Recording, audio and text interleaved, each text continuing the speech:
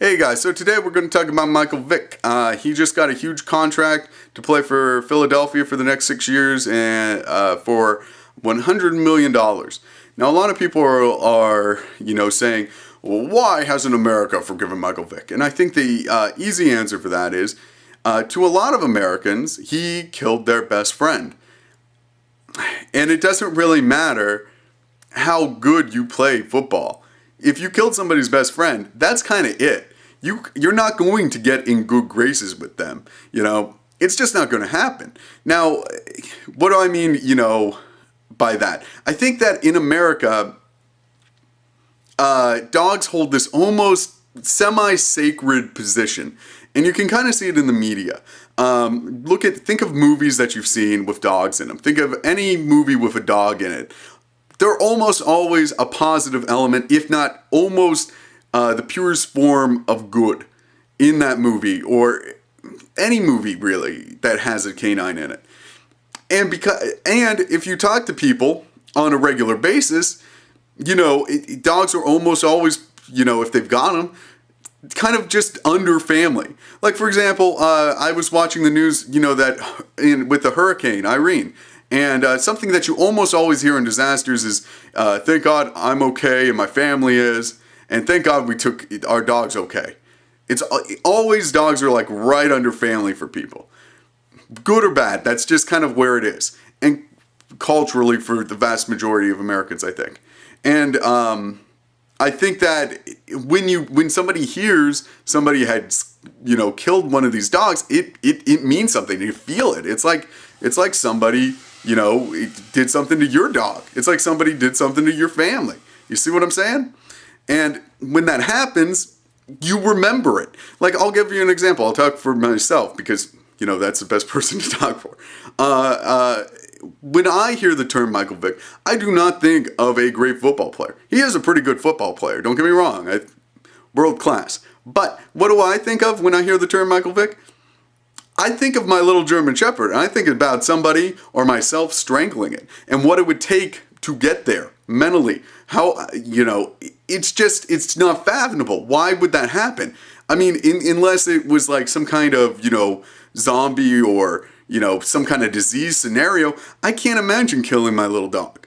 I just can't. That just doesn't click. And I think that's true for a lot of Americans.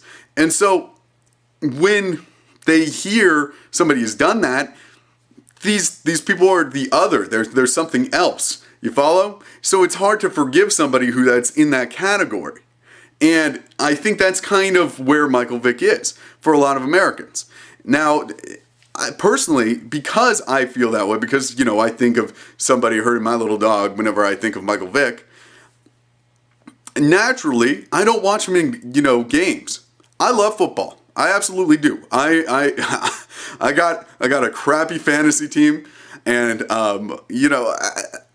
love football, but I'm not going to watch any games or think of Michael Vick if I can. If I can avoid Michael Vick, I'm going to do it. Like, I just don't watch him in games anymore because it just clicks in my head.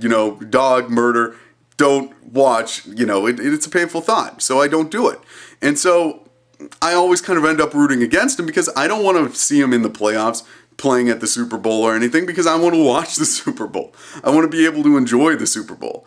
So I think that's how it goes, is people end up thinking of what he did that was so negative, and then that just it kind of eats up all the rest of the thoughts about Michael Vick.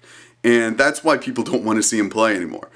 And now, has he given plenty of time? Has he, fully repented and all this stuff? Sure. But it doesn't mean I want to hear his name anymore.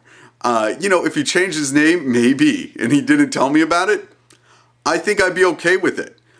He's a great quarterback. He definitely, has a ability to play that most other quarterbacks can only dream of, and it's a real pity he's in this category. That is because I like football. I want to see him play, but I don't want to forgive him for this.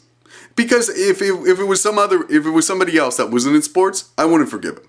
If this was like a neighbor, for example, one of my neighbors delivers mail, okay? Now, if he ended up killing a dog unnecessarily, like if he was in a dog fighting ring, I would not forgive that guy. In fact, I would go out of my way to probably not necessarily screw that guy over, but if I could do something negative to him, I probably would, as long as it was legal and all that. You understand? So why do I have any different feelings for somebody who plays football? Because it's entertaining? Mail delivery is probably more important than football, frankly, for society. Well, not very much. I mean, you got the internet and all that. But you kind of understand what I'm saying, right? If you don't, drop a comment. If you sympathize with my position, you drop a comment too. I'd love to hear more opinions on this. Once again, this is Subterranean Fire signing off. Have a great day. Bye.